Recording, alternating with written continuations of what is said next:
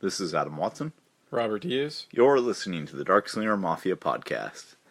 So, this is going to be the last podcast before Christmas, and we're going to take the week of Christmas off. And then we will be back the following week. Well, like New Year's? Yeah, we'll be back on New Year's. We'll do something after Christmas, but things have been really hectic around here with Christmas orders and all that. So, I'm not going to put the added strain of recording next week onto everything. Just do a skip week, and we'll be back the following week. Fair enough. You have any comics or graphic novels or any of that kind of stuff on your Christmas list? No, I should, but no one's really asked me besides my girlfriend what I want for Christmas. Like, my mom asked, and she's like, well, no, I already got some ideas, so never mind. So I have no idea what I'm getting. Just so you know, every comic shop I've been in lately, I have been looking for the Larfleeze Christmas special for you. I would be impressed if you found it. I looked actually at all the Comic Cons throughout the year and all that. Because ever since you said on the podcast last year that if I found that, you would read that and talk about that on the podcast, I've been looking for that thing for you. And I cannot find that issue. Of course, I don't buy things online, but I sell things online. I don't buy things online. Can't buy them online. I'd say if I were to add anything, the next Nail Biter. Oh, okay. What have you read up to? The first two. Okay, I have number 3, 4, and 5 of Hippies. Oh yeah, I forgot that you had. It's his second that I have. Oh, is it? I think so. Actually, I think that he made a trade with me, so I think number 2 belongs to me. Maybe. Yeah, number 1 was yours. Number 2 is mine because I traded him something for that. I might have traded him something of Alex's for that, but that's okay. I don't know where my number 1 is anymore. I'm not sure who has it. It might be here. Who knows? It might be. At the moment, my graphic novels are in 2 different spots, so it's a little bit harder to keep track. I have number 3, 4, and 5, so remind me, and I'll grab those for you. Number 6, volume 6 of the trade paperback's the only one I haven't read. I wonder how many there are. 6. There's 6 total? Yeah. Did it end, or? Yeah, it ended after the 6th volume. Oh, that's nice. That's nice. A number, I think. Yeah, it went for, I think, like 24, 25 issues, and then they had a crossover special with Hack Slash, but the crossover special is in volume number 4 of the trade paperbacks. Yeah, and even though I had never read any Hack Slash, I thought it actually fit in there pretty well. Nice. Well, I'd say that's probably the thing then. I'll just steal his. Yeah, you might as well. Yeah. He won't miss it. Yeah. Well, sooner or later, if you ask for it back, it's not like you can't give it back. So that's what you think. I'll just tell you that I already gave it back to you. I'll tell him I already gave it back to him. As long as he doesn't listen to this podcast, it doesn't matter. Problem solved. There we go. How about you? I bet you got a stack of them on there. Nobody's really asked me. Same boat. So I didn't put any on there. The kids all seem to know what they're getting me, I guess, and I haven't really been asked by anybody else. But I say I guess because Pumpkin told me that she's going to get me an LOL doll, which I think is her getting something for herself. But, she said no, that it was something that I would want. I'm not sure what an LOL doll is. Yeah, I wasn't either until she'd asked for them last year. But what they are is, you know how everything is like a blind box type thing anymore? No, okay, yeah. Okay, well, they're like that, and they come in these balls that when you take them all apart, they're like jacuzzis or something like that. But there's a jacuzzi in the ball. Yeah, the ball is basically like a 2-part jacuzzi. So when you take it all apart, that's what it turns into. They're these little dolls that you unwrap, and they have 5 different layers of surprises in them. So you unwrap the first layer, and it's like a sticker or something like that, right? The second layer is like their shoes. The third layer is the clothes. So on and so forth until you get to the center of it, and then it's this little doll. And depending on which one you get, even if it's like this character, it has a version of it that either pees or changes color with water. And then they sit in the jacuzzi? Yes. Oh, okay. I don't really get it. She's 5. It's, you know. Yeah, you're right. And so, when she got the first one, she was over here, and it was one that peed. And she went around filling up with water, trying to make it pee on everything, including the dogs. She knows how it works, man. Gotta claim the territory. Yeah, and she's just busting up laughing the whole time she's doing that. She was 4 when she did that, but that was pretty funny. But yeah, that's what she said I was getting, was the new season of LOL dolls. Oh, because you're gonna love it. Right?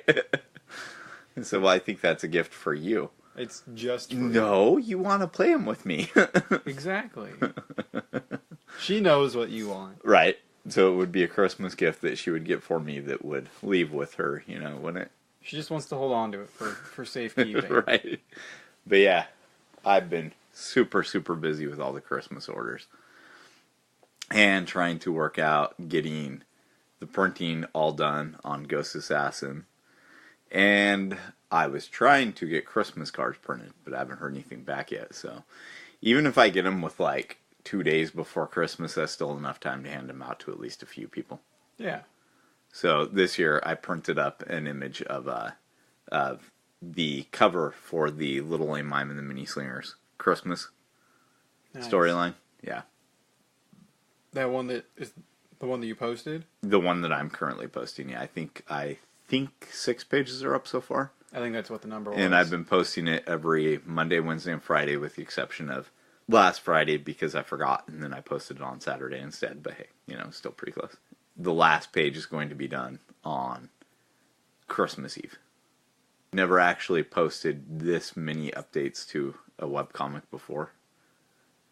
So with EBM, it's nice and easy. Just every Wednesday, you know. I'm already just prone to posting it. Yeah, just like clockwork. But this week, I'm going to be posting something damn near every day because Monday, Wednesday, and Friday are going to be the continuation of the Christmas story for Little Lame Mime and the Mini-Slingers. Wednesday is going to be an EBM update. And then Tuesday is going to be the Christmas pinup for Inspiratu. I haven't seen that one yet. No one has yet, except for Levon and I. You excited about it? Yeah, it's the first full-on pinup that he's finished using Photoshop, you know, so there was a lot of learning curve to it, that kind of thing. But I helped him through that, and, you know, he did a really good job. It's not the first pinup that he's fully completed, because he did do the Inspiratu 4th of July pinup that used characters from the Darkslinger universe, so Lame Mime standing on his shoulder. We posted that as a part of EBM instead of its own thing with Inspiratu, you know. But yeah, after that we're going to be doing one more pinup, and then he's going to get started on the 4-page storyline that introduces Inspiratu. Next year, that's when he starts his bid, right? His bid? That's when they start their bid for the candidates for the. Oh yeah. For the office. Yep. That's actually coming very soon. I just didn't want to do it during Christmas time, so. I think that's going to be funny. Yeah, I hope people look at it. I hope they're receptive. I hope so too. I mean, if someone random comes across that on the internet, they're going to think, what the fuck is a mime doing here with some Nosferatu looking motherfucker? You know, the first image that I'm going to announce it with is actually going to be, you know, the 4th of July pinup that Gabriel did that had Lame Mime as Uncle Sam? Yeah. So when I get a little bit of time, I'm going to kind of reduce that image down to basically just being like a circle around Lame Mime from, you know, about the chest up, and have him popping out of the circle with the hat, you know, the type of image I'm talking about. Yeah.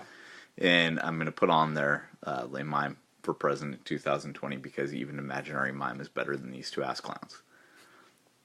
So, you know, that might be something that gets some traction, get shared around the internet. Maybe, hopefully. Hopefully. That'd be funny.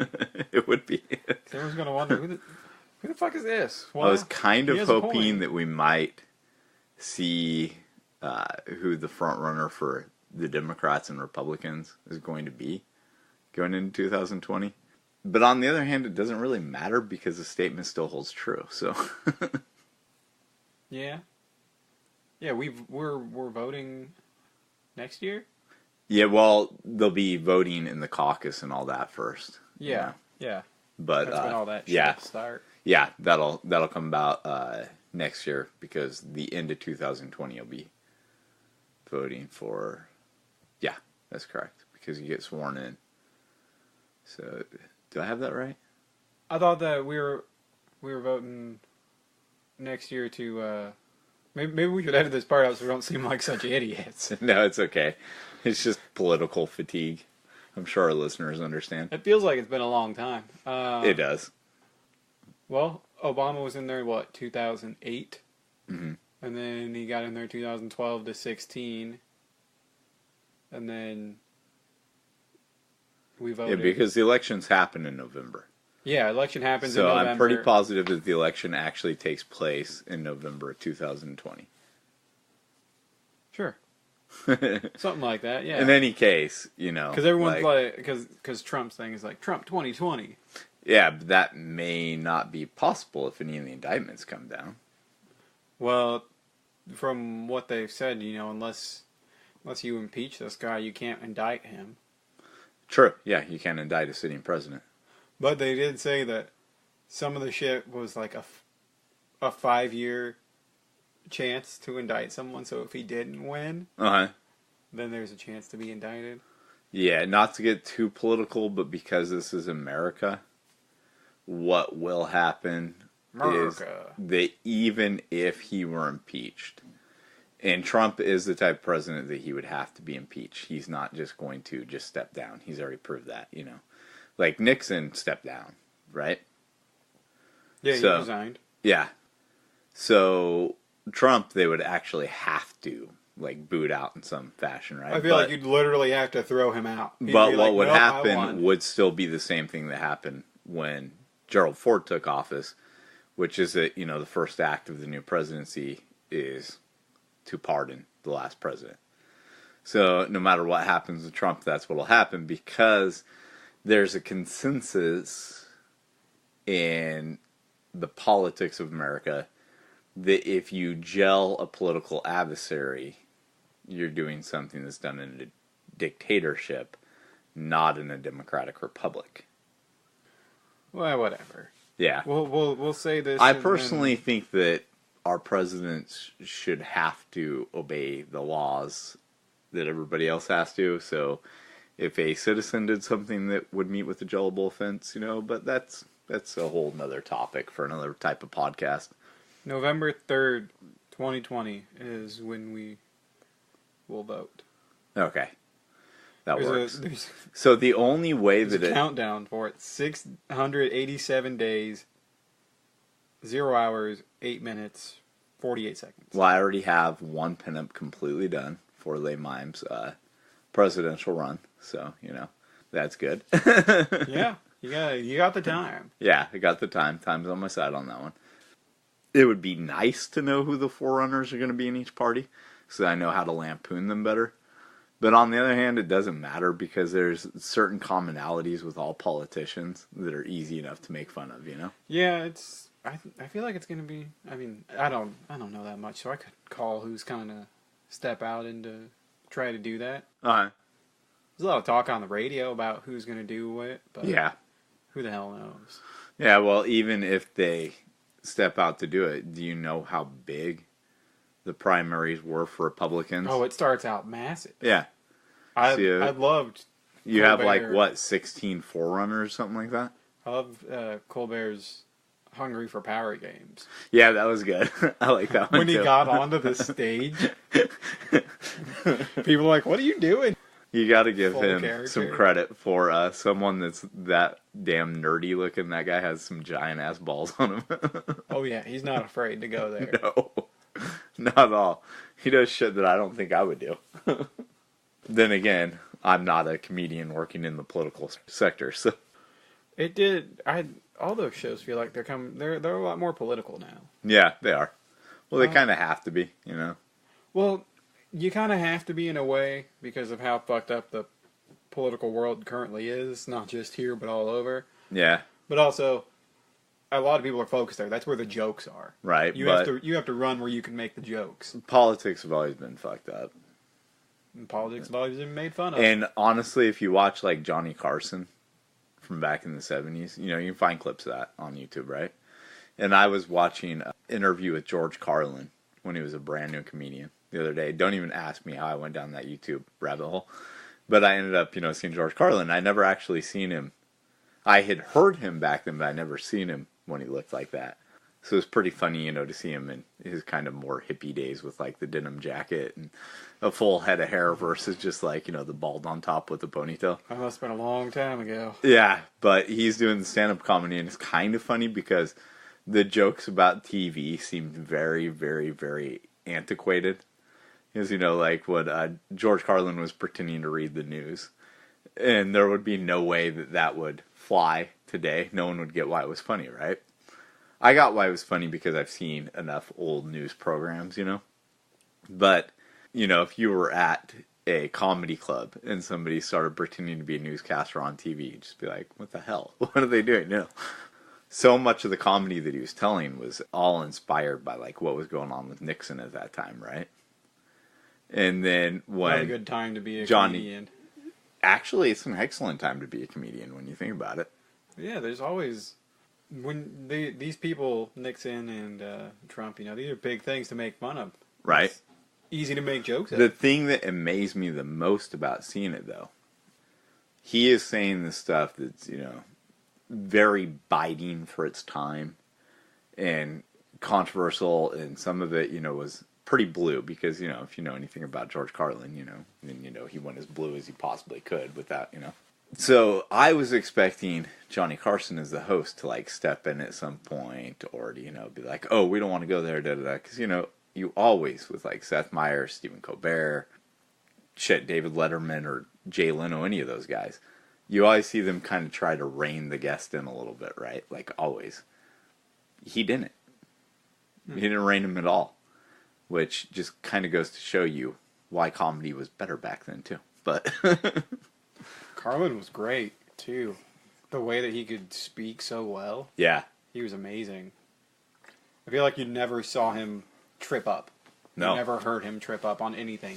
He didn't trip. He didn't use ums or any of those little filler things. Is a hard thing not to use. Yeah. We use it frequently enough that I'm not able to edit out every single one of them. And he was very good at it. Yes.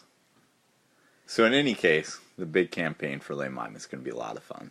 I'm going to start the running for class president storyline in Little Lay Mime and the Mini-Slingers right after we're done with kind of a, I guess you call it a little interval story that kind of introduces the kids a little bit more. So coming up in Little Lay Mime and the Mini-Slingers, after the Christmas story, we're going to be running a pinup before New Year's Eve. Following that is going to be show and tell day at school. So it's going to be a couple week long thing. And that's a thing to like really show about the character. Yes. For that Yeah. It kind of seemed like, okay, we've done the Halloween, we've done the Christmas stuff, and I've kind of introduced their characters. And if you read Chronicles of Von Helsing, you're going to be able to get that this is the little version of Robert. The similarities there are basically, still same character. But there are slight differences with the little versions versus the big versions. Like David from Ghost Assassin's kind of a bit of a dunderhead when he was not when he was a kid, but the kid version of him from this universe, let's just call it that way. Are you going to pull storylines from different books to throw in there and have take your Ghost Assassin story, but play it into these kids and have the kids play the various parts? I've thought about doing stuff like that, but at the moment, there just hasn't been any need to go there yet, because I've kind of got all of 2019 mapped out as far as this book goes. So telling stories in this book's a little bit different because I can do it like 3 to 5 pages, and the story's good, and then you move on to the next thing. Because I kind of view it the way like Calvin and Hobbes was done. If you read it in newspaper format, you're just like, oh, that's a funny joke today, and if you didn't pick it up tomorrow, whatever, right? But if you sit down and you read the collections, you realize that there were these storylines that went for like 8 to 10 weeks or whatever, or 8 to 10 pages, and you didn't realize, at least I didn't as a kid reading that newspapers, that it was actually a continuation of, the daily story going on.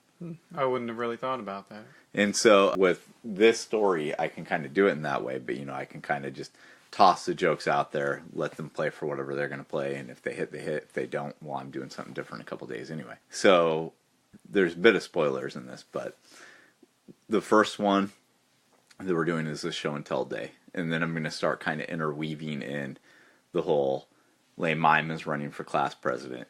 The Pauper is also running for class president, and they're at odds because for whatever reason, they just kind of flowed as being nemesis. So maybe it's because I threw the Pauper into one of the mini origins of Mime on a whim back when I was doing El Bovine Muerte number 1.5. I don't know why. So it's always just kind of been set there. Yeah, it's just always kind of been set there. And the funny thing is I only did that as a parody of Batman. You know that, right?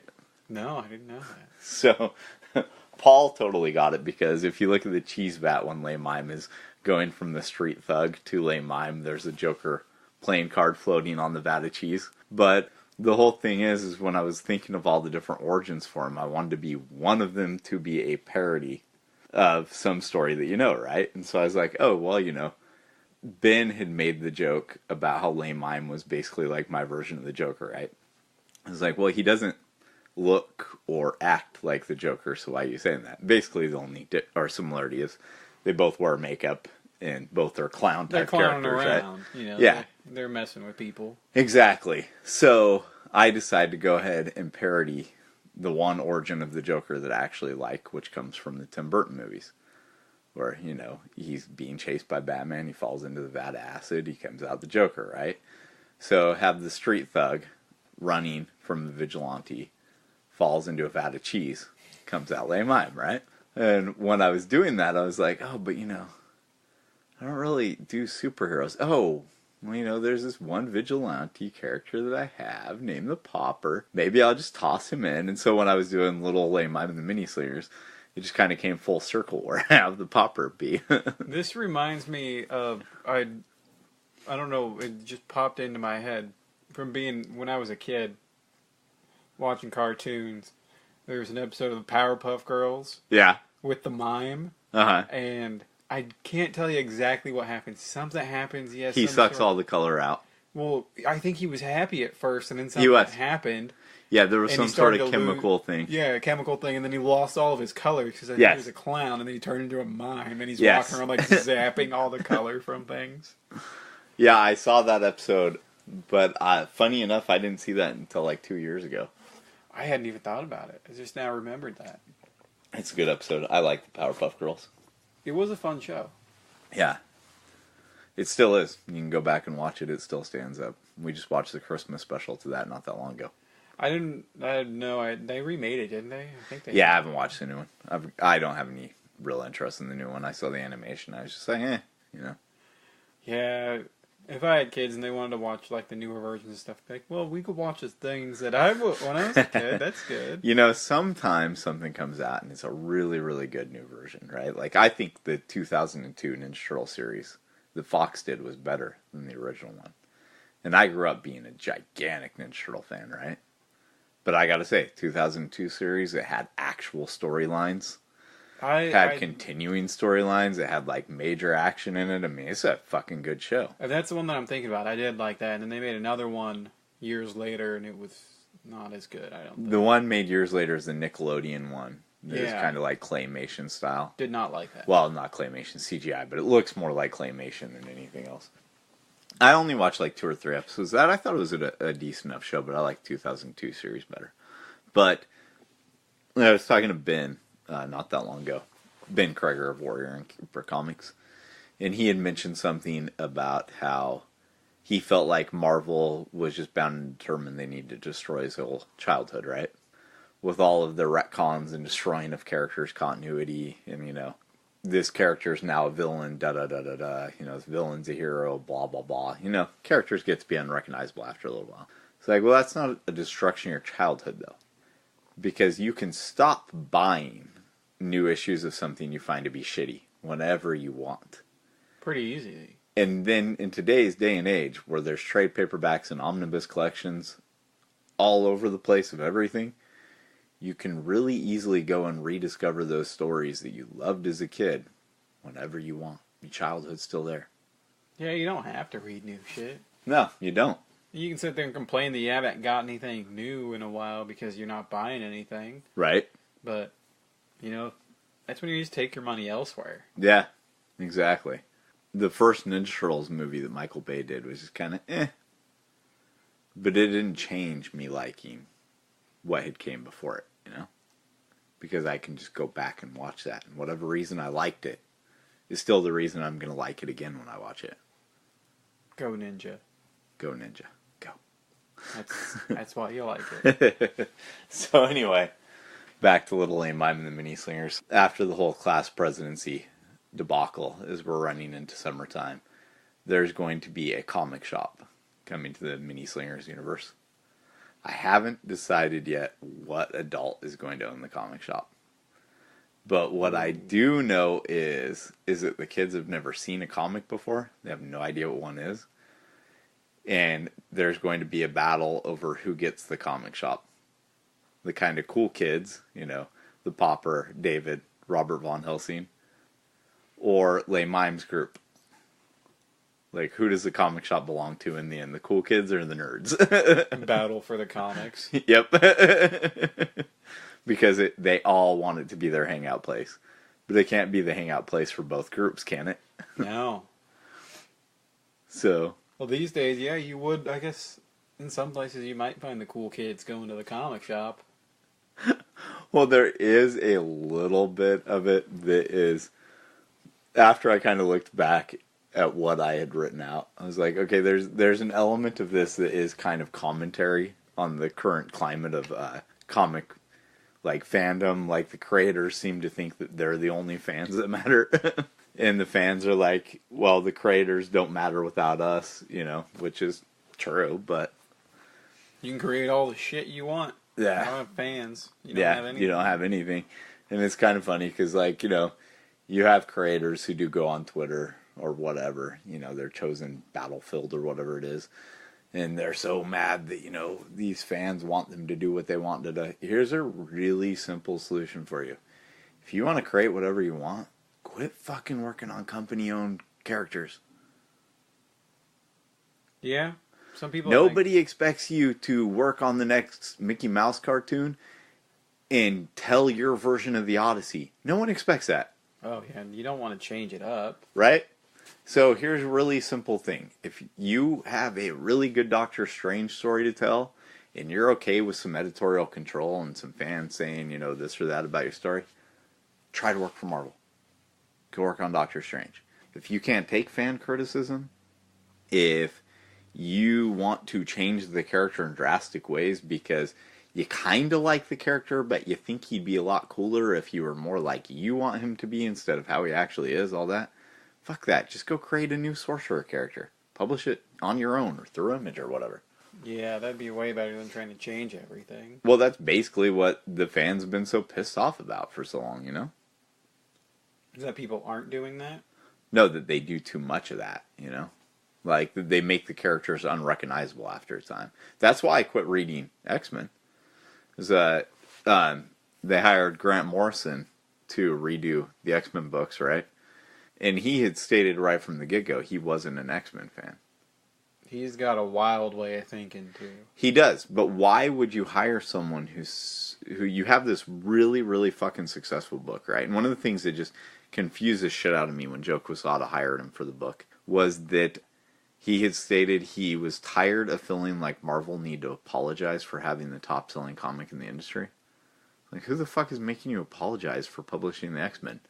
It's the one book everybody loved back then. What the fuck are you talking about?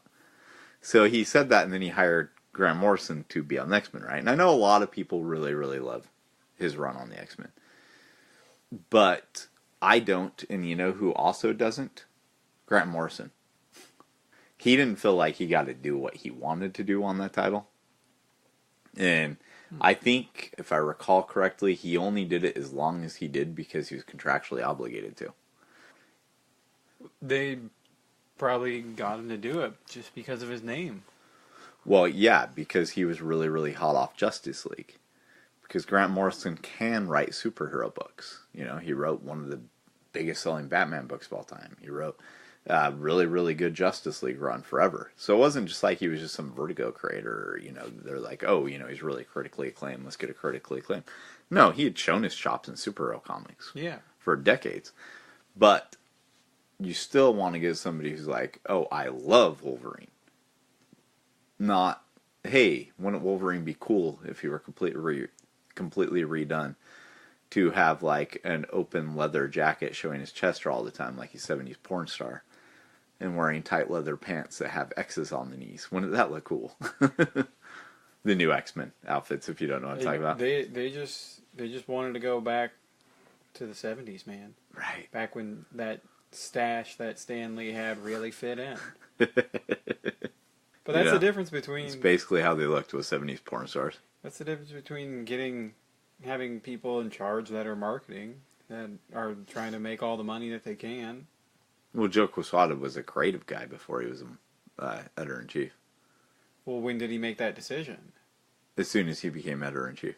To put Grant Morrison on there? Yeah. Well, see, he thought that it was a good idea. He thought that it would sell, probably. No, it was because Joe Quesada himself didn't like the X-Men. He wanted them to be fixed in a way that he would understand the title and that he would finally like it. Then that's an entirely different thing. Yeah. That's why, with a company that big, you let the group editors do what they do instead of having the one dude take over everything, Oh, yeah. So basically, underneath him, X-Men went from the top-selling comic in the industry to, like, Marvel's kind of, like, mid-tier range. He brought up books like Avengers and Spider-Man, Daredevil. Those books were, like, garbage sellers. And he brought them way up in terms of sales. Like, nobody gave a shit about Avengers before he came on and, like, revamped and redid, and got some, like, news stories going about it, stuff like that, But, and I'll give him total credit for all that. But in any case, there is an element in that particular storyline that I'm doing in the Mini-Slingers where it's going to be kind of poking fun at the who are comic shops for sort of element, And I just want to introduce a comic shop into this world. So we're going to have a little turf war? Yeah, and I kind of thought it would be fun to mention the fact that these kids are only being introduced to a comic shop because one opened in their area. Otherwise, they wouldn't have known anything about comics. Kind of true. Yeah, well, let's see here. The kids that I know that know about comics outside of randomly going into a comic shop with their parents or whatever, discovered them at libraries. So, not fully true. I do think libraries are a good place where kids stumble on comics these days. But not in the vast numbers that they used to, The only place I stumbled on comics as a kid, and I never really picked one up. Uh-huh. I think they had to have been like those little beach shops that have all the random weird older shit in it. Yeah. There'd be... Like a thrift mall, basically? Yeah, there'd be a stack of comics on a I used to buy them from there all the time when I was a kid. Swirly shelf. Spinner rack. There you go. That's the word I was looking for. Yeah. And they were just like these random-ass things that, you might have heard of one or two characters before, but everything else was who the hell knows what. That would have been all the reason to buy it, though, really.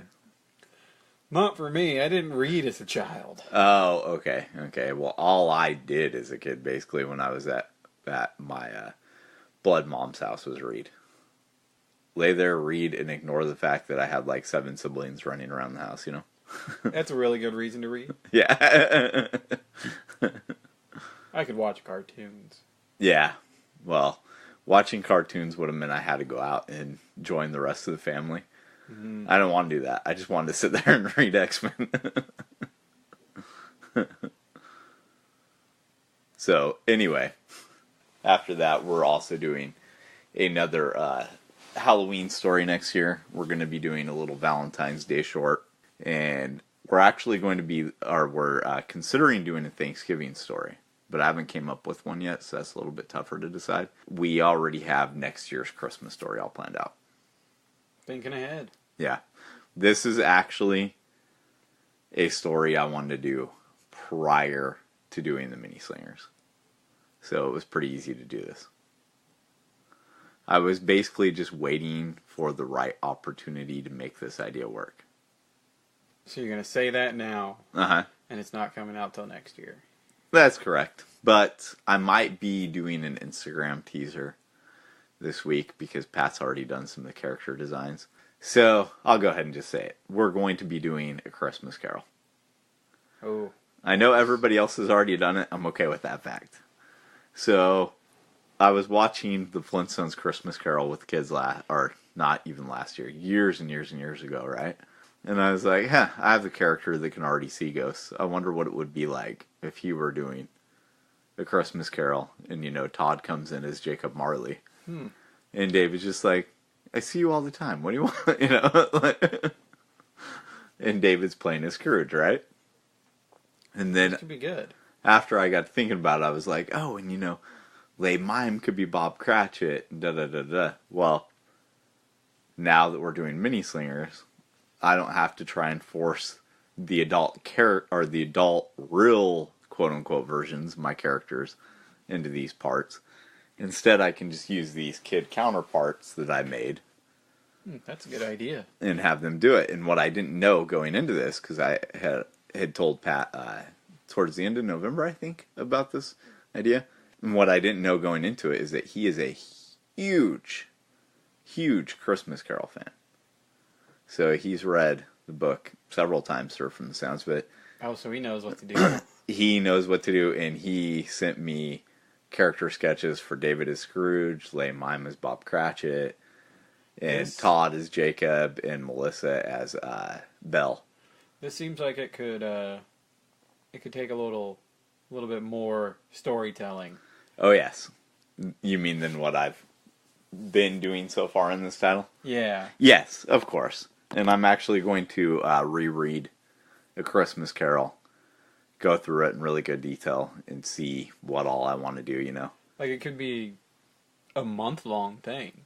Oh, I want to do it as a month-long thing, actually. Yeah. Yeah, my plan is to start it the day after Thanksgiving. And it could potentially be something that went daily.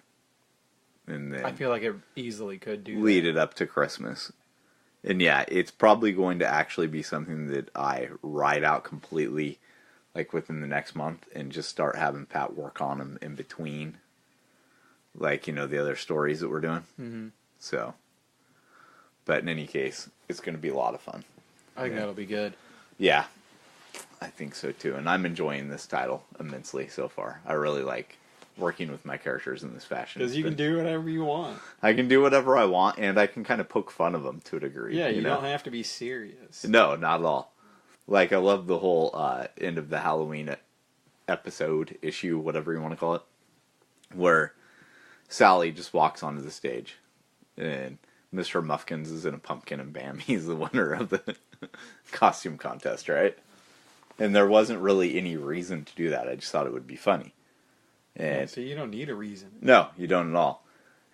That story was done in such a short amount of time because I'd had it pretty much in my head for just months and months and months and months, but I could not find the time to sit down and write the damn thing, right?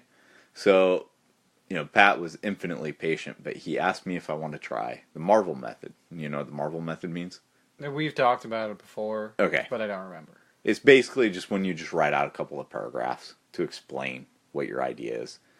And it was something that Stan Lee pioneered so that he could, work on like 40 titles a month or whatever. It wasn't 40, but you know what I mean. Yeah. So I had never, ever written any other way than full script. But I went ahead, took a shot at the Marvel method, and I'll say, I was a bit nervous about it. But so far, Pat's been really solid with the ideas, so I trusted him. And he got that back to me, and we literally had like 2 days to work on the whole thing. And he got them all over to me, and, looked great. Nice, and, that's good work. Yeah, so I got all lettered, and yeah, I don't think the quality suffered at all. You can't tell that it was completely rushed, even though it was. But yeah, as of Halloween Day, like, we were getting ready to go trick-or-treat, and I'm still sitting there trying to get all the pages posted and lettered.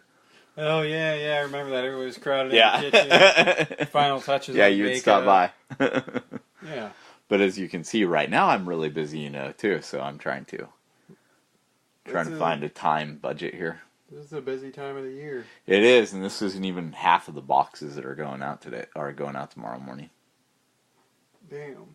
Yeah, I still have an immense amount of stuff to package tonight. It's a weird time of year, too, with, like, the way people talk to you and stuff, so... Like jackasses? Yeah, but some of them, you know, they're not meaning... Some of the people are just nice people who just, I don't know, it's like a different time of year with the way people communicate with you. So, like, earlier, this person messaged me, and at first I was kind of pissy, because I thought that they were potentially going to buy something that was $200. But I wasn't that pissy. I was just like, oh, you know, if you had just included this in the original message, it would have met with the same thing.